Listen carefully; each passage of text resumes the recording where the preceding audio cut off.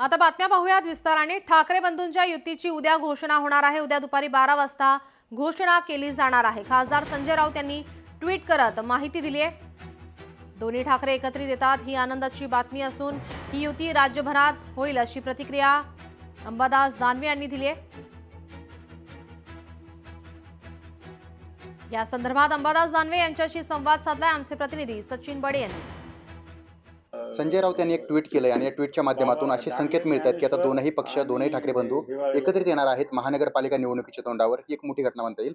काय सांगाल दादा, एक आनंदाची बातमी तुम्ही देताय, कारण दोनही पक्ष एकत्रित आल्याच्या नंतर जे जनतेच्या मनामध्ये होतं बऱ्याचशा ते पूर्ण करताय तुम्ही। बिलकुल, ही या महाराष्ट्राची इच्छा आहे, महाराष्ट्राची अपेक्षा आहे, मराठी माणसाची इच्छा आहे। दोन्ही बंधूंनी एकत्र येऊन या महाराष्ट्रासाठी लढावं।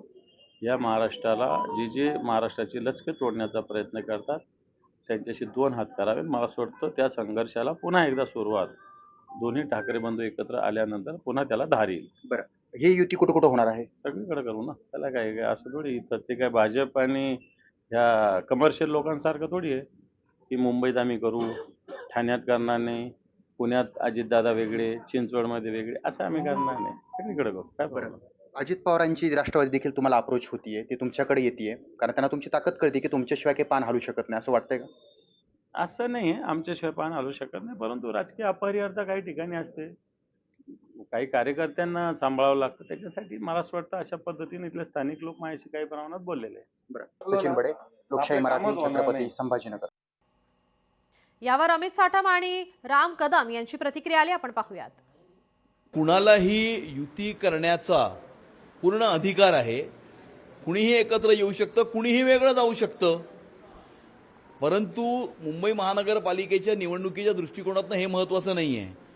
मामूंची टोळी एकत्र आली त्याने मुंबईच्या महानगरपालिकेच्या निवडणुकीवर काही परिणाम होणार नाही। आताच आपण बघितलं की उबाटाच्या एका नगरसेविकेने भारतीय जनता पक्षामध्ये प्रवेश केला।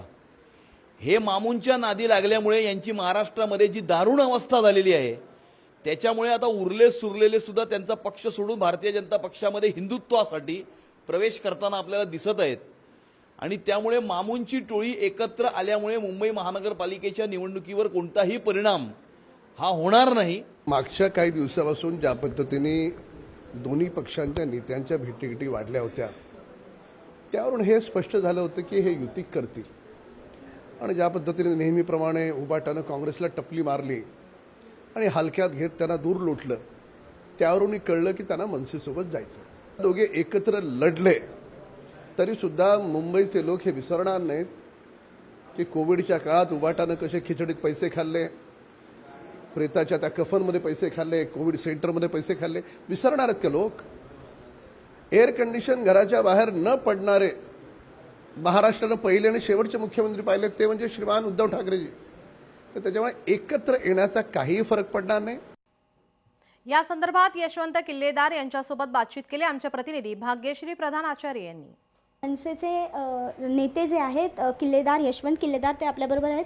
सर, काय झालंय नेमकं? जागा वाटप कुठपर्यंत आलंय? कारण चर्चा तर अजून सुरू आहे आणि एक्सपोस्ट नेमकी पडलेली आहे संजय राऊतांची, कसं बघता याकडे? राऊत साहेब एक महाराष्ट्राच्या राजकारणातले किंबहुना त्यांच्या पक्षातले एक मोठे जबाबदार नेते आहेत। त्यांनी ट्विट केलं म्हणजे ही गोष्ट खरीच असणार।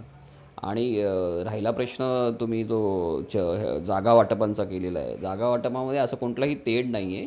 काही जागांवर एकमत दोन बंधू मिळून घेतील, कुठेही असं तेढ आणि तानातानी असं काही नाही आहे। आमच्या बैठका ह्या वारंवार होतच असतात। हा पूर्वनियोजित बैठक होती, त्याचाच हा भाग होता।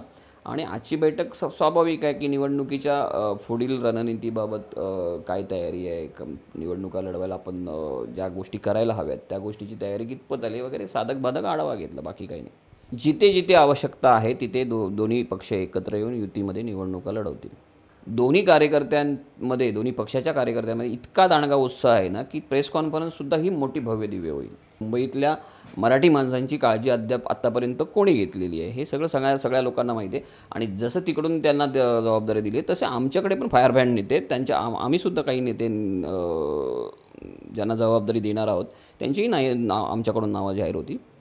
एक भव्यदिव्य पत्रकार परिषदेतून ही घोषणा केली जाईल अशी माहिती सध्या मनसे आणि ठाकरे गटाकडनं देण्यात येते. व्हिडिओ जर्नालिस्ट राजेशसह मी भाग्यश्री प्रधान आचार्य, लोकशाही न्यूज, मुंबई.